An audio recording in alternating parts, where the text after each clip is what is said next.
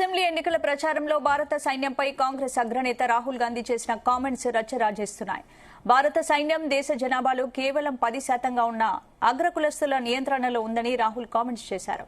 రాహుల్ వ్యాఖ్యలపై అన్ని వర్గాల నుంచి విమర్శలు వస్తున్నాయి. ఆర్మీకి కులం అంటగట్టడమేంటని సోషల్ మీడియా వేదికగా రాహుల్ ను ప్రశ్నిస్తున్నారు నెటిజన్స్.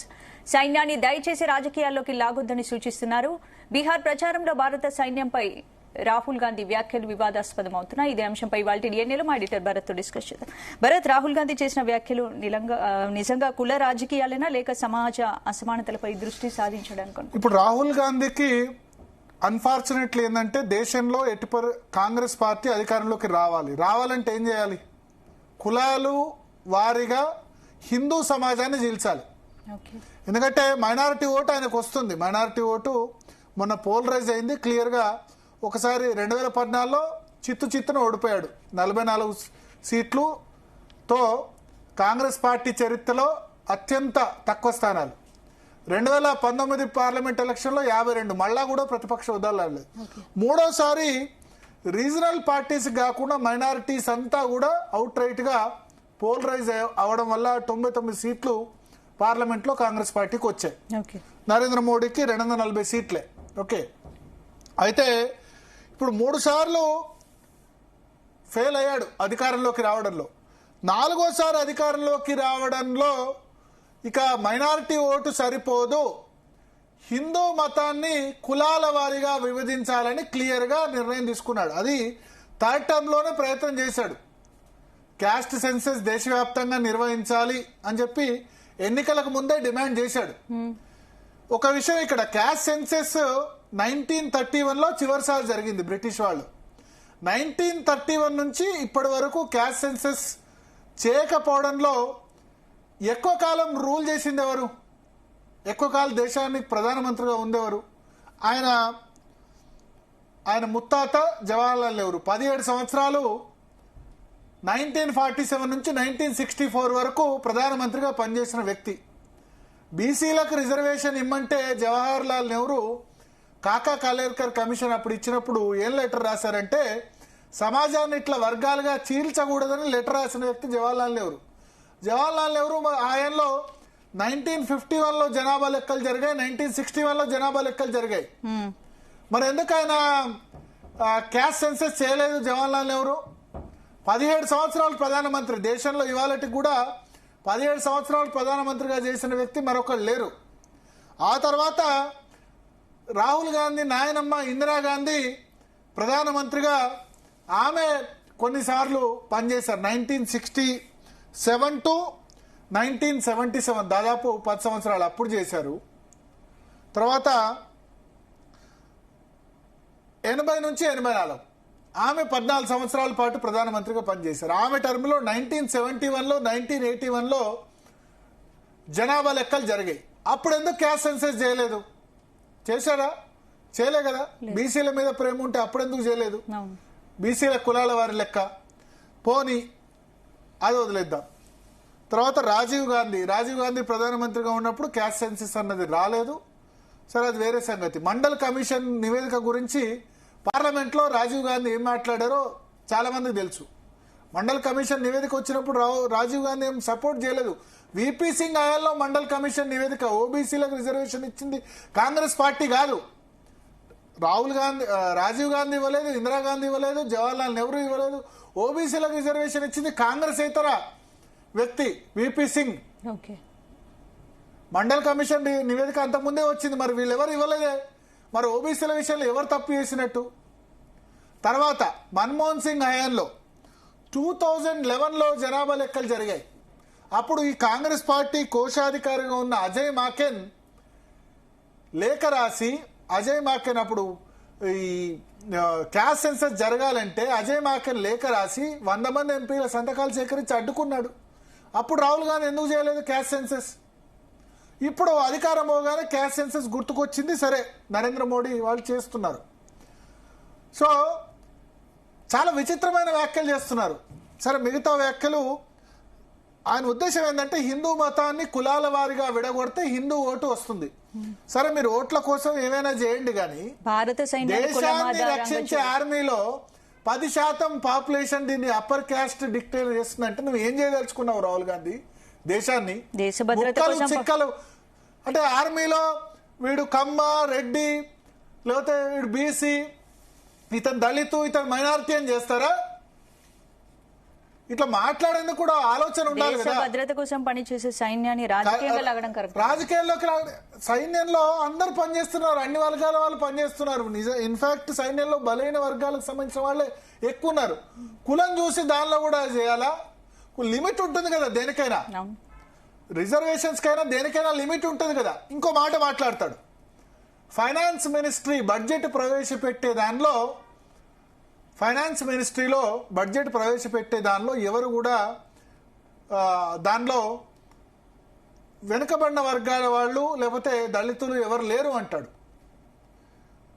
కొంచెం ఆలోచించి మాట్లాడాలి రాహుల్ గాంధీ. ఎందుకంటే ఫైనాన్స్ మినిస్ట్రీలో బడ్జెట్ ప్రవేశపెట్టేది సెక్రటరీ, జాయింట్ సెక్రటరీ లెవెల్ వాళ్ళు. ఆ 10 మంది కూడా హల్వా ప్రోగ్రామ్ అని చేస్తారు బడ్జెట్ ప్రవేశపెట్టారు. ఈ సెక్రటరీ, జాయింట్ సెక్రటరీకి సంబంధించి దేశ అత్యున్నత పదవైన దళితులు రాష్ట్రపతి చేపట్టారు కదా. కేఆర్ నారాయణన్ 96లో అయింది. అది మీరు కాంగ్రెస్ పార్టీ కాదు, యునైటెడ్ ఫ్రంట్ హయాంలో జరిగింది. తర్వాత రామ్నాథ్ కోవింద్ భారతీయ జనతా పార్టీ హయాంలో అయినారు కదా. అబ్దుల్ కలాం ఎన్డీఏ గవర్నమెంట్లో అయినారు. తర్వాత ఎస్టీ రాష్ట్రపతి ద్రౌపది ముర్ము. మీరు కాంగ్రెస్ పార్టీ చేయలేదే, అందరూ వేరే పార్టీ వాళ్ళు చేశారు కదా. మరి ఏం చేశారు ఇట్లా మాట్లాడితే? తర్వాత హల్వా సెరమనీలో లేదు, రిప్రజెంటేషన్ లేదు, ఫైనాన్స్ మినిస్ట్రీలో బడ్జెట్ ప్రవేశపెట్టే వాళ్ళు ఎవరు, వీకర్ సెక్షన్స్ ఎవరు లేరు అని మాట్లాడుతున్నారు కదా. ఫైనాన్స్ మినిస్ట్రీలో జాయింట్ సెక్రటరీ కావాలంటే డైరెక్ట్ రిక్రూట్మెంట్ ఉండదు. డైరెక్ట్గా ఫైనాన్స్ మినిస్ట్రీలో సెక్రటరీగా కాదు, వాళ్ళ ఐఏఎస్ అధికారులుగా 1989 బ్యాచ్, 87, 88, 89 బ్యాచ్ నడుస్తుంది. 1989 బ్యాచ్ తర్వాత 1989 తర్వాత ఓబీసీలకు రిజర్వేషన్స్ వచ్చాయి కేంద్ర ప్రభుత్వ సంస్థల్లో. ఆ ఓబీసీ రిజర్వేషన్స్ అంతకాలం ఇవ్వండి మీ ముత్తాత, మీ నానమ్మ, మీ తండ్రి. జవహర్లాల్ నెహ్రూ, ఇందిరాగాంధీ, రాజీవ్ గాంధీ ఓబీసీ రిజర్వేషన్స్ ఇవ్వలేదు. విపి సింగ్ కాంగ్రెసేతర ప్రభుత్వం ఓబీసీలకు రిజర్వేషన్ ఇచ్చింది. So IAS, ఐపీఎస్లకు reservations, OBC reservations 27% 1989 తర్వాత అమల్లోకి అవుతుంది. ఓబీసీలకు ఈ ఐఏఎస్, ఐపీఎస్లు తక్కువ ఉండడానికి కారణం కాంగ్రెస్ పార్టీయే, మీ పార్టీయే. 1989 వరకు ఓబీసీలకు రిజర్వేషన్ ఇవ్వలేదు. అప్పటి వరకు కేవలం జనతా ప్రభుత్వం మాత్రమే పాలించి, అది 2 సంవత్సరాలే, 1977 to 80. మిగతా టర్మ్ అంతా మీ ముత్తాత, మీ నాయనమ్మ, మీ తండ్రి ప్రధానిగా ఉన్నారు. వాళ్ళు ఎప్పుడైతే అధికారం నుంచి దిగిపోయినారో 1989లో, అప్పుడు ఓబీసీలకు రిజర్వేషన్లు వచ్చాయి రాహుల్ గాంధీ. సో ఓబీసీలకు ఎవరైనా అన్యాయం చేశారంటే మీ పార్టీ, మీ కుటుంబమే. సో 1989లో ఇప్పుడు ఆర్థిక శాఖలో సెక్రటరీ కావాలన్నా, జాయింట్ సెక్రటరీ కావాలన్నా దానికి ఏంటంటే డైరెక్ట్ రిక్రూట్మెంట్ కాదు, ఏదో ప్రధాని పదవి డైరెక్ట్గా ఎన్నికైనట్టు కాదు. దానికి ఎంపానల్మెంట్ ఉంటుంది. ఐఏఎస్లో సీనియారిటీ బట్టి ఇస్తారు. చీఫ్ సెక్రటరీ కొత్తగా 5 సంవత్సరాల క్రితమో 10 సంవత్సరాల క్రితమో రిక్రూట్ అయిన వాళ్ళకి ఇవ్వరు. సో ఇప్పుడు రాబోయే తరం ఓబీసీలు లేకపోతే వేరే వాళ్ళు కావచ్చు 1989 తర్వాత. సో ఇప్పుడు ఆర్థిక శాఖలో ఇప్పటి వరకు ఉన్న వాళ్ళంతా కూడా రిజర్వేషన్స్ లేకుండా వచ్చిన వాళ్ళు. ఇప్పుడు రాబోయే తరం 1989 తర్వాత 1991 నుంచి ఓబీసీ రిజర్వేషన్స్ ఇంప్లిమెంట్ అవుతున్నాయి. సో ఇప్పుడు ఫైనాన్స్ మినిస్ట్రీలో వస్తారు. ఇంకా మిస్ వరల్డ్లో ఎవరు బలైన వర్గాల వాళ్ళు లేరంటారు. సరే, ఇవన్నీ ఓకే, ఇవన్నీ రాజకీయం. ఆర్మీని రాజకీయాల్లోకి ఎందుకు రావుతావు రాహుల్ గాంధీ? తప్పు కదా, మీరు చేస్తున్న తప్పు కదా. కాంగ్రెస్ పార్టీని మీకు ఇవ్వాలనుకుంటే కనుక మరి మీ కాంగ్రెస్ పార్టీ గాంధీ కుటుంబంలో ఇవ్వండి. గాంధీ కుటుంబం అయితే కాంగ్రెస్ పార్టీ జాతీయ అధ్యక్ష పదవో లేకపోతే కాంగ్రెస్ పార్లమెంటరీ పదవిలో ఇప్పుడు మీరు మల్లికార్జున ఖర్గేను దళిత వ్యక్తిని మీరు చేశారు కాంగ్రెస్ అధ్యక్ష పదవి. కానీ ఎవరు కంట్రోల్ చేస్తున్నారు? కాంగ్రెస్ పార్లమెంటరీ పార్టీ అధ్యక్షురాలు ఎవరు? సోనియా గాంధీ కదా, మీ తల్లే కదా. 1998 నుంచి 27 సంవత్సరాలుగా 2020 వరకు కూడా మీ ఫ్యామిలీ కదా, మీరే కదా 2020 వరకు కూడా కాంగ్రెస్ అధ్యక్షుడిగా ఉంది. సోనియా గాంధీ 22 సంవత్సరాలుగా సోనియా గాంధీ రాహుల్ గాంధీ 22 సంవత్సరాలుగా అధ్యక్షులుగా ఉన్నారు కదా. కాంగ్రెస్ పార్లమెంటరీ పార్టీ అధ్యక్షురాలుగా ఎన్ని రోజుల నుంచి కంటిన్యూ అవుతున్నారు? యూపీఏ చైర్పర్సన్ గా ఎవరున్నారు? మీ తల్లే కదా కంటిన్యూ అవుతున్నారు. మరి దానిలో ఒక ఓబీసీని నియమించండి.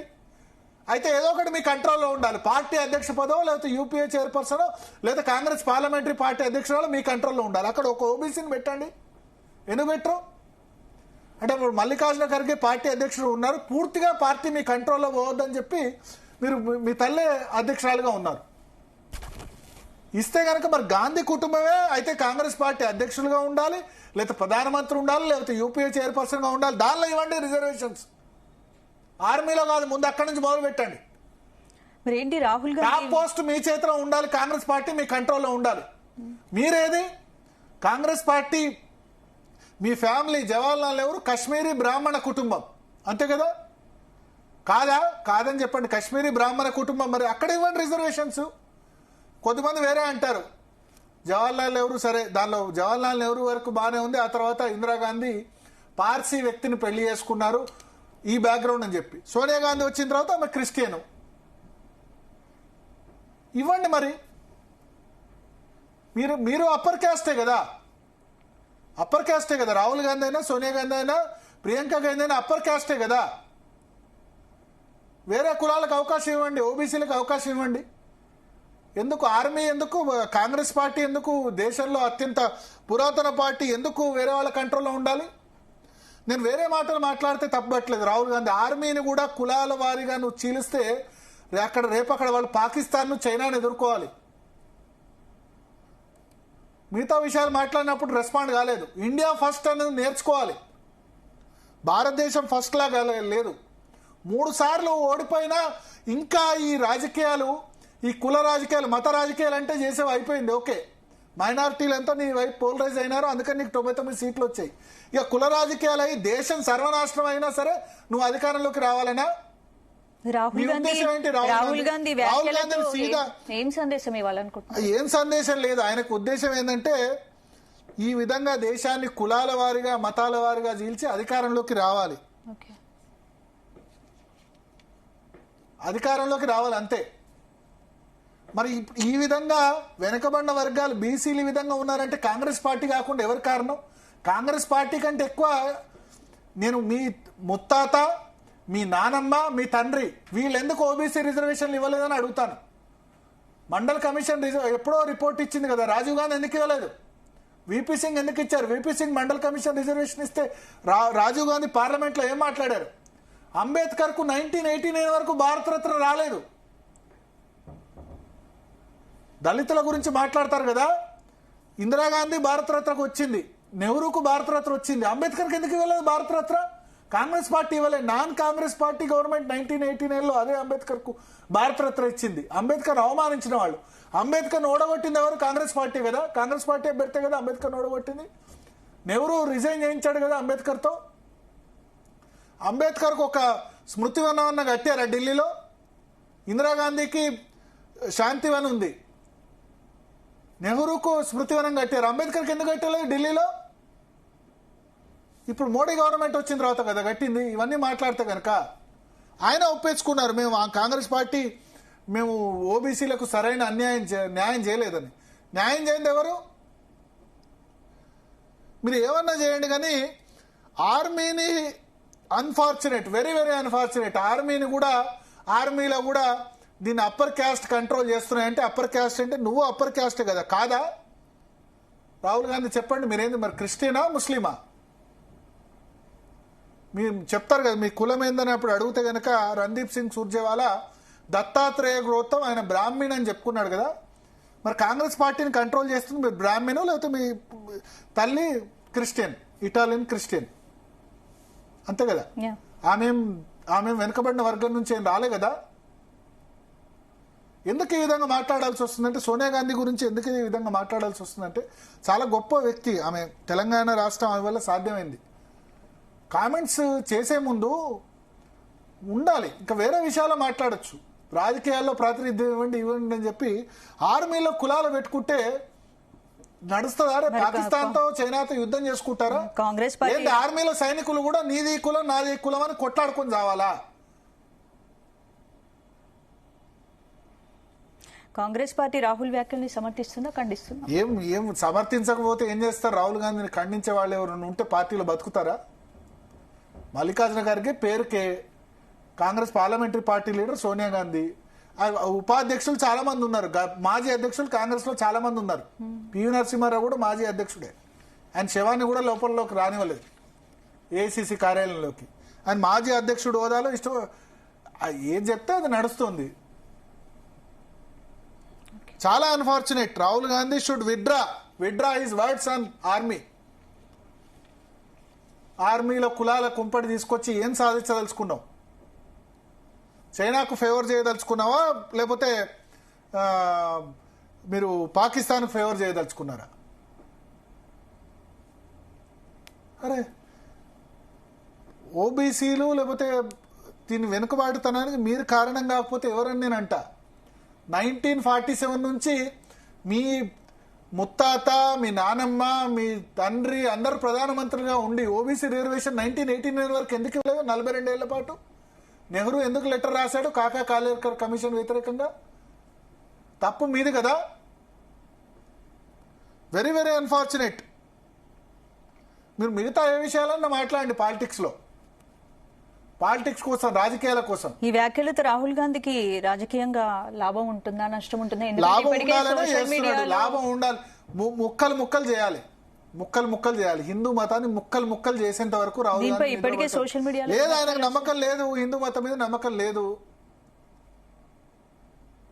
నెహ్రూ వాళ్ళ వరకు ఉంది.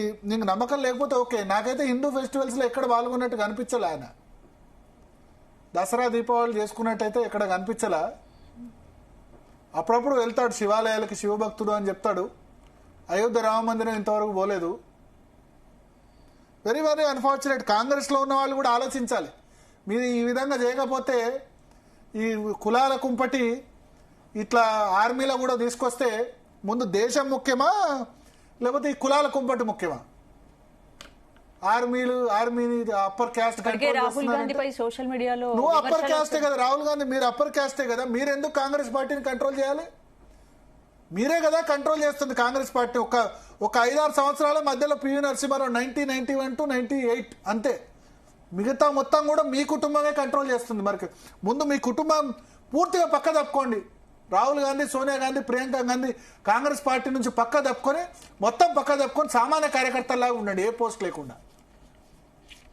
సోనియా గాంధీ ఎందుకు కాంగ్రెస్ పార్లమెంటరీ పార్టీ లీడర్గా ఉండడం? అప్పుడు అన్నారు కదా గులాం నబీ ఆజాద్ 20 G23 గ్రూప్ 23 అందరు కలిసి వీళ్ళ అధ్యక్ష పదవి నుంచి వీళ్ళు తప్పుకోవాలని డిమాండ్ చేశారు కదా. వాళ్ళందరూ గులాం నబీ ఆజాద్ని వాళ్ళందరినీ పార్టీలో పంపించేశారు కదా.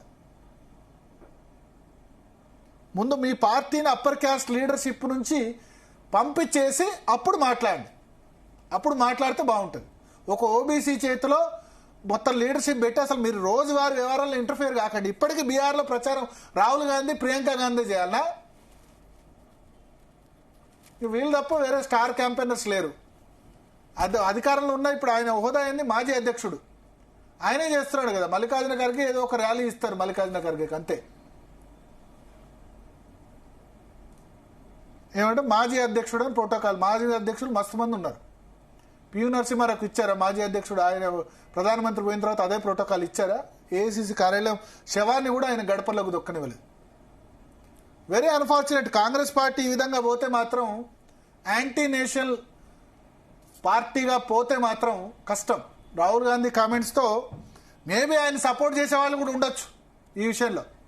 బట్ ఇండియా ఫస్ట్ సోషల్ మీడియాలో తీవ్ర వ్యతిరేకత వస్తుంది. సోషల్ మీడియాలో దీన్ని సమర్థించే వాళ్ళు కూడా ఉంటారు, దీనిలో కూడా అనే వాళ్ళు కూడా ఉంటారు. Social media is a not indicator. ఇక్కడ దేశం ముఖ్యం అనుకునే వాళ్ళకి మాత్రం ఇది నిజంగా చాలా చెడ్డ కామెంట్స్. రాహుల్ గాంధీ విత్డ్రా చేసుకోవాలి. ఇక కాంగ్రెస్ పార్టీ ఆయన అధికార నాయకత్వం కాబట్టి సపోర్ట్ చేసే వాళ్ళు ఉంటారు. నోరు జారీ అన్నారు.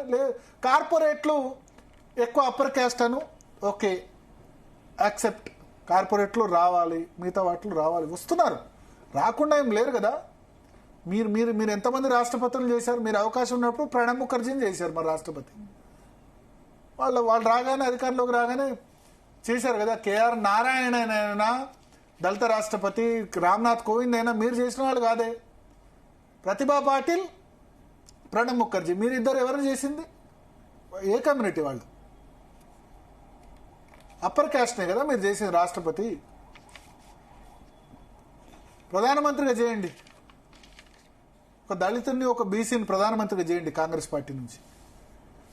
ఇన్ని సంవత్సరాల తర్వాత అప్పుడెప్పుడు స్వతంత్రం తర్వాత చాలా రోజుల తర్వాత కాంగ్రెస్ పార్టీ ఇందిరాగాంధీ టైం నుంచి పార్టీ అధ్యక్షుడు ప్రధానమంత్రి ఆమెనే, అధ్యక్షురాలు ప్రధానమంత్రి.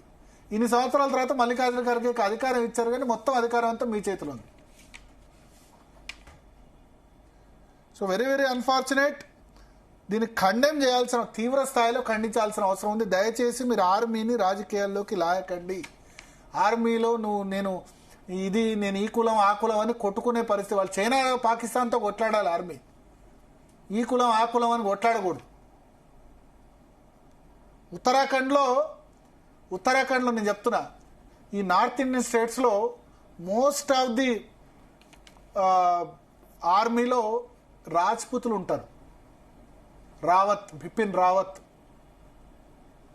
రాజపుత్రులు.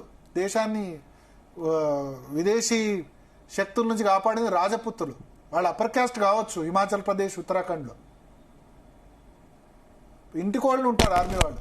ఇండో టిబెటన్ బార్డర్ ఫోర్స్ అనే ఒకటి ప్రత్యేకంగా ఉంది. ఇండో టిబెటన్ బార్డర్ ఫోర్స్లో మొత్తం ఈ ఇతర మతాలకు సంబంధించిన వాళ్ళు ఉంటారు.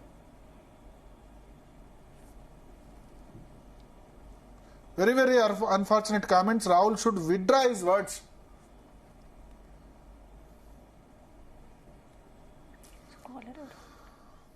Right. Okay, Bharatika, next topic loke mundu DNA lo one more short break. Stay tuned.